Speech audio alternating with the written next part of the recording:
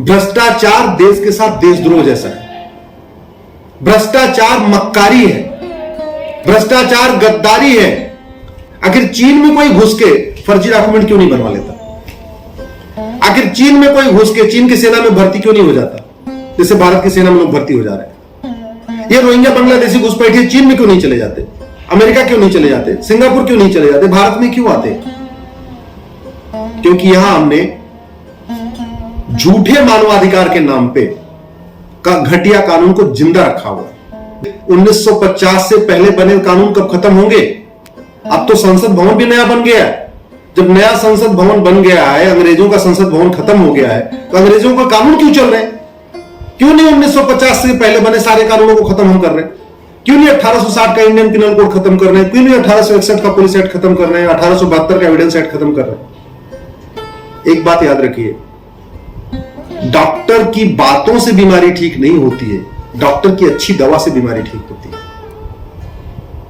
दवा घटिया होती है तो बीमारी बढ़ती है, ऐसे ही कानून घटिया होता है, अराजकता बढ़ती है, भ्रष्टाचार बढ़ता है, अपराध बढ़ता है।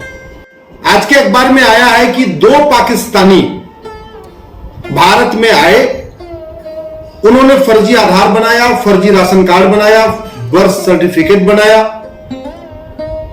ड्राइविंग लाइसेंस बनवाया, वोटर आईडी बनवाया, डोमिसाइल सर्टिफिकेट बनवाया और भारत की सेना में भर्ती हो गए।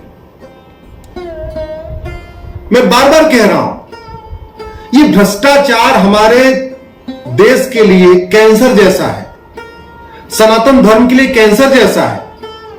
ये जो दोनों पाकिस्तानी आए हैं, इन्होंने पैसा दिया, आधार बनवा लिया, पैसा दिया, राशन कार्ड बनवा दिया, पैसा दिया, बर्थ सर्टिफिकेट बनवा लिया, पैसा देके ड्राइविंग लाइसेंस बनवा लिया, पैसा देके वोटर आईडी बनवा लिया, पैसा देके डोमिसाइल सर्टिफिकेट बनवा लिया, और क्या पता बाद में पैसा देके सेना में भर्ती हो गए होंगे, क्योंकि सेना में भी 5 से 10 लाख रुपए देके सिपाही की भर्ती होती है, माली की भर्ती होती है। सिपाही जो सेना में नीचे लेवल की जो भर्तियां होती हैं, वहां पैसा चलता है। सीआरपीएफ में पैसा चलता है भर्ती में, बीएसएफ में पैसा चलता है भर्ती में, पुलिस में पैसा चलता है भर्ती में, और अब तो सेना में भी चलता है।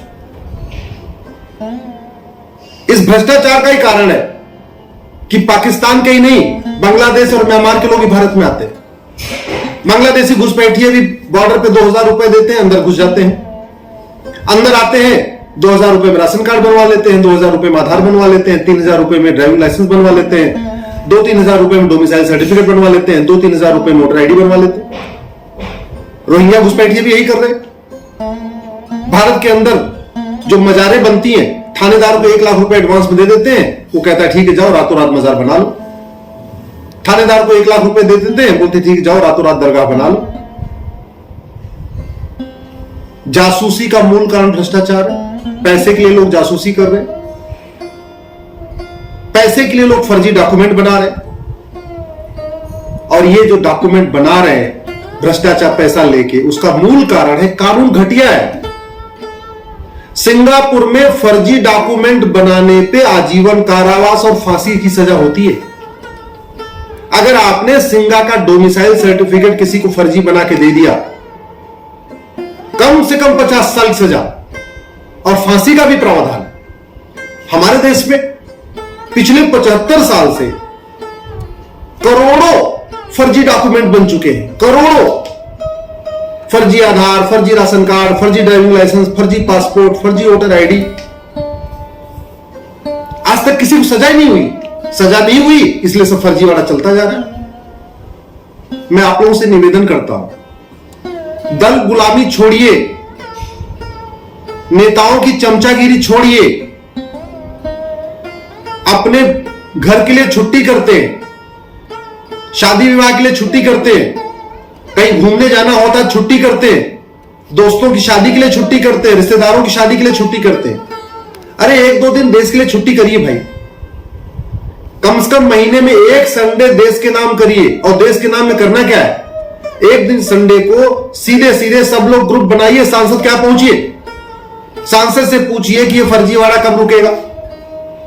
फर्जी आधार, फर्जी राशन कार्ड फर्जी ड्राइविंग लाइसेंस, फर्जी वोटर आईडी जो बन रही है, फर्जी बर्थ सर्टिफिकेट बन रही है, ऐसे लोगों की 100% प्रॉपर्टी जब्त करने और इनको आजीवन कारावास देने के लिए कानून कब बनेगा? एक दिन अपने सांसद से मिलकर पूछिए कि घुसपैठियों की, जो रोहिंग्या बांग्लादेशी यहां रह रहे हैं, 5 करोड़ से ज्यादा रह रहे हैं, उनकी 100% प्रॉपर्टी जब्त करने और उनको आजीवन कारावास देने के लिए कानून कब बनेगा? ये कानून बनते ही 80% घुसपैठिए खुद भाग जाएंगे। याद रखिए, भ्रष्टाचार देश के साथ देशद्रोह जैसा है। भ्रष्टाचार मक्कारी है, भ्रष्टाचार गद्दारी है। भारत की 50% समस्याओं का मूल कारण भ्रष्टाचार है। तो भ्रष्टाचार दो ही तरीके से खत्म होगा। पहला, भ्रष्टाचार को देशद्रोह घोषित किया जाए। दूसरा, भ्रष्टाचार को राष्ट्रीय सुरक्षा के लिए खतरा घोषित किया जाए, क्योंकि राष्ट्र के जो समक्ष जितने खतरे हैं उसका मूल कारण भ्रष्टाचार। हमारी राष्ट्रीय सुरक्षा के लिए खतरा है माओवाद, नक्सलवाद। भ्रष्टाचार खत्म हो जाए, माओवाद, नक्सलवाद खत्म हो जाए। हमारी राष्ट्रीय सुरक्षा के लिए खतरा है अलगाववाद, कट्टरवाद। भ्रष्टाचार खत्म करिए, ये भी खत्म हो जाएगा। हमारी राष्ट्रीय सुरक्षा के लिए खतरा है घुसपैठ, रोहिंग्या बांग्लादेशी घुसपैठ। भ्रष्टाचार खत्म करिए, घुसपैठ खत्म हो जाएगी। हमारी राष्ट्रीय सुरक्षा के लिए खतरा है देश के साथ जो जासूसी लोग करते हैं। जासूसी किस लिए करते हैं? पैसे के लिए करते हैं। भ्रष्टाचारियों को फांसी देने के लिए कानून बनाइए, जासूसी बंद हो जाएगी।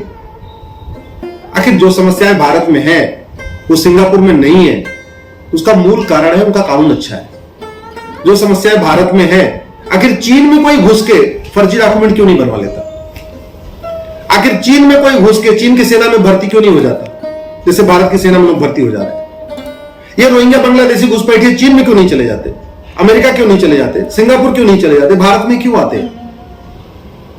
क्योंकि यहां हमने झूठे मानवाधिकार के नाम पे का घटिया कानून को जिंदा रखा हुआ है, घटिया कानून को कंटिन्यू किया हुआ है। ये कानून बदलने के लिए जरूरी है, पहले जो घटिया कानून खत्म हो।